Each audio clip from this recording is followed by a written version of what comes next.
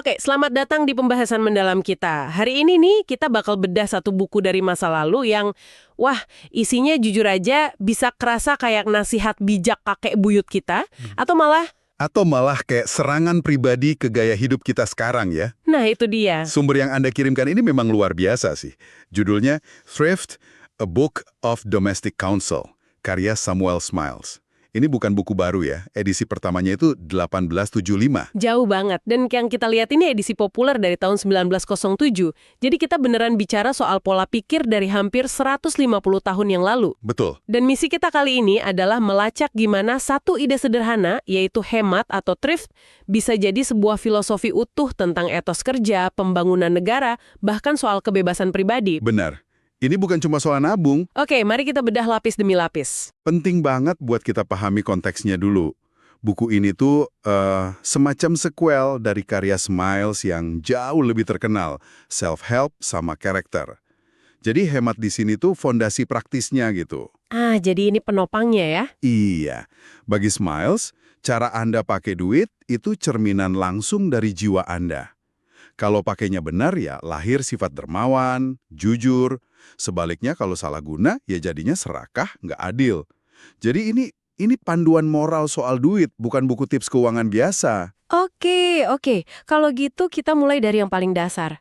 Apa sih sebenarnya definisi hemat menurut buku ini? Kayaknya lebih dari sekedar nggak boros kan? Tepat.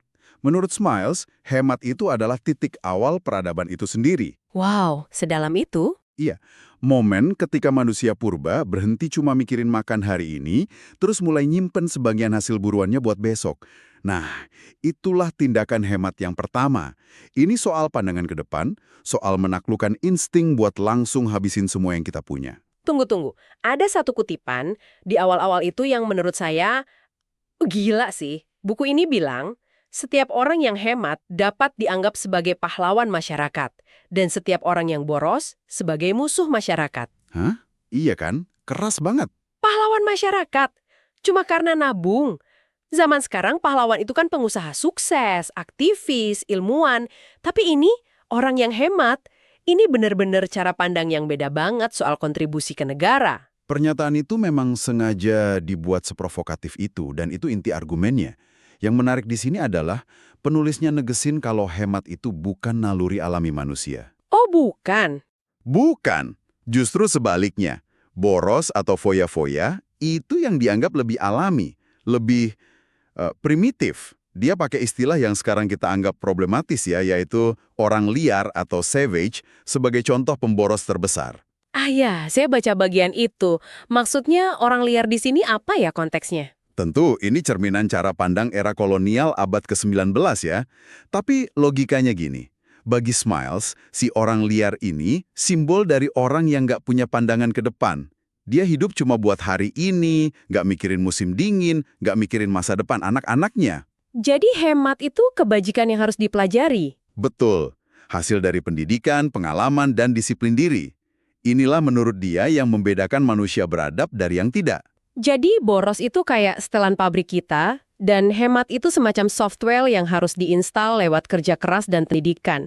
Konsep yang menarik banget. Bisa dibilang gitu. Dan ini langsung nyambung ke pertamanya yang judulnya bukan menabung tapi industri, alias kerja keras. Ada kutipan dari Carlyle di situ, bukan apa yang kumiliki tapi apa yang kulakukan itulah kerajaanku. Keren banget. Tepat. Kerja keras itu titik awalnya. Dan buat nekenin poin ini, buku ini dibuka dengan fabel yang kita semua tahu. Belalang yang kelaparan di musim dingin, datangin sarang lebah buat minta makan. Itu kan cerita klasik banget ya soal lebah dan belalang, tapi di sini kok rasanya dingin banget ya? Dingin sekali. Si lebah nanya kenapa belalang nggak ngumpulin makanan pas musim panas. Belalang jawab dia sibuk nyanyi dan nari. Nggak ada simpati sama sekali gitu buat si belalang yang seniman ini kan. Bener-bener etos kerja yang tanpa kompromi. Sangat tanpa kompromi. Jawaban lebah di buku ini telak banget. Mereka yang bernyanyi dan menari di musim panas harus bersiap kelaparan di musim dingin. Titik. Ya, betul. Itu aja. Nggak ada diskusi lagi. Fabel ini ngerangkum seluruh filosofi bukunya. Alam nggak punya belas kasihan buat mereka yang nggak kerja dan nggak bersiap. Dunia, menurut Smiles, beroperasi berdasarkan hukum sebab akibat yang keras. Oke, selain fabel, ada contoh lain yang lebih manusiawi mungkin? Ada, dan ini salah satu cerita favorit saya dari buku ini, soal petani tua di ranjang kematiannya. Dia punya beberapa anak laki-laki yang terkenal pemalas banget. Oke, Sebelum meninggal, dia panggil mereka terus bisikin, "Anak-anakku, ada harta karun yang terpendam di ladang kita. Carilah." tunggu. Jadi mereka beneran percaya ada emas dan langsung gali seluruh ladang. Anak-anak pemalas ini kok bisa? Justru karena mereka pemalas dan pengen kaya mendadak, mereka termotivasi banget. Mereka gali setiap jengkal tanah, balikin semua batu, yangkul lebih dalam dari yang pernah mereka lakuin. Dan hasilnya? Tentu aja, mereka nggak nemuin satu keping emas pun. Mereka merasa ketipu. Tapi, karena tanahnya udah digarap dengan begitu baik dan menyeluruh, panen gandum dan anggur mereka tahun itu melimpah ruah, jauh melebihi tahun-tahun sebelumnya. Hah. Jadi itu harta karunnya, hasil dari kerja keras mereka sendiri. Cerdas sekali. Persis. Pesannya jelas, semua nilai dan kekayaan itu bukan ditemukan, tapi diciptakan lewat usaha. Oke, dari kerja keras pribadi, sekarang kita naik level. Disinilah argumennya jadi besar banget. Gimana caranya kebiasaan nabung receh seseorang bisa bangun sebuah negara? Ini kan lompatan yang jauh ya. Ini adalah argumen ekonomi makro yang dibangun dari perilaku mikro, dan ini jantung dari buku Thrift. Smiles bilang dengan lugas, negara-negara yang habisin semua yang mereka hasilkan bakal selamanya miskin dan sengsara. Nggak peduli kayak apapun sumber daya alamnya. Nggak peduli, dia kasih contoh Spanyol pada masa itu. Wah, kritiknya pedes banget. Pedes di mana? Dia bilang Spanyol itu tanahnya paling kaya, iklimnya paling bagus di Eropa. Tapi jalanannya penuh pengemis. Kenapa? Karena menurutnya, budayanya nggak menghargai kerja keras. Dia bahkan ngutip pepatah Spanyol yang sinis banget. Langitnya bagus, tanahnya bagus, yang buruk hanyalah yang ada di antara langit dan tanah. Wow. Maksudnya manusianya. Manusianya. Terus gimana mekanismenya? Kok bisa si penabung jadi pahlawan ekonomi? Nah, logikanya gini, menurut Smiles ya, orang yang hemat, yang nabung, sekecil apapun itu, dia lagi ngumpulin modal. Kumpulan modal dari jutaan orang inilah yang kemudian jadi bahan bakar ekonomi. Oke. Modal ini dipakai buat bangun pabrik, beli kapal, pasang rel kereta, buka tambang. Semua itu kan nyiptain lapangan kerja buat orang lain. Jadi si penabung, bahkan yang gajinya kecil, secara nggak langsung ikut andil dalam kemajuan bangsa. Sedangkan yang boros? Nah, yang boros, dia habisin semua yang dia dapat. Mungkin dia bikin pemilik toko senang sesaat, tapi dia nggak nyumbang apa-apa pada modal produktif bangsa. Dia cuma konsumen, bukan pembangun. Ini yang menarik.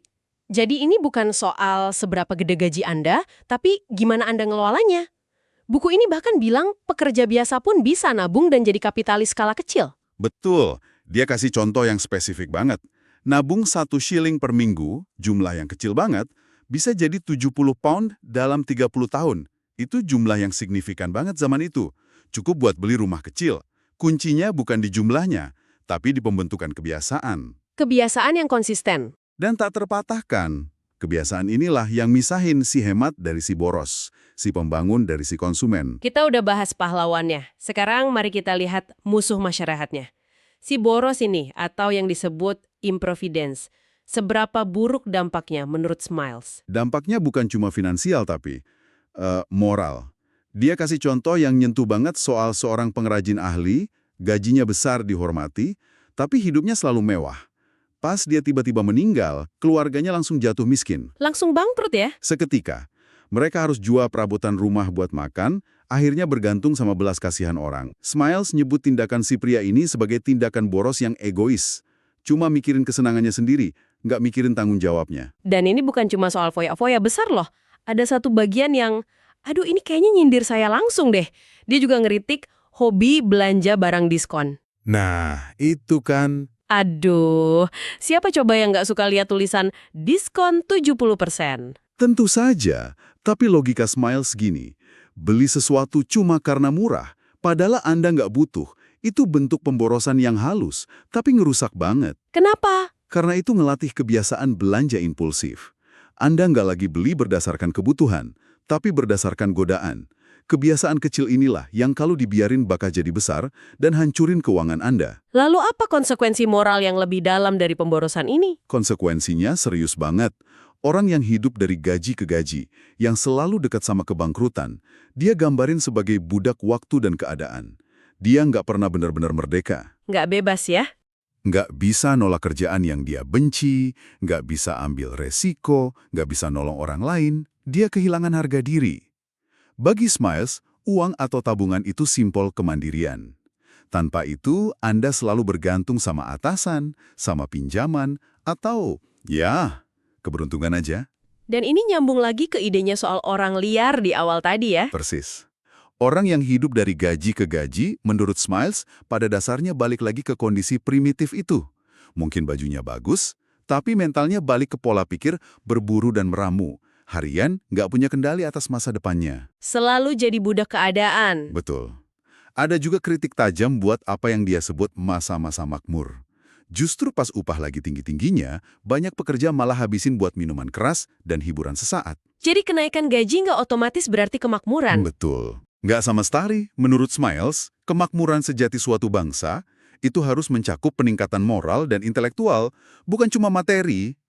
Kalau naik gaji cuma berarti lebih banyak duit dihabisin di kedai minuman, ya secara moral, bangsa itu nggak jadi lebih makmur. Oke, jadi tujuan akhir dari semua ini bukanlah sekedar jadi kaya, tapi jadi merdeka, mandiri dan punya harga diri. Tepat. Tujuan akhirnya itu kemandirian. Buku ini berulang kali nekenin kewajiban tiap individu buat nafkahin diri sendiri dan keluarga, supaya nggak jadi beban masyarakat. Ini dihubungin sama ketidakpastian hidup kan? Betul, dia pakai alegori yang kuat banget dari tulisan Joseph Addison, namanya Visi Mirza. Ah ya, jembatan kehidupan itu.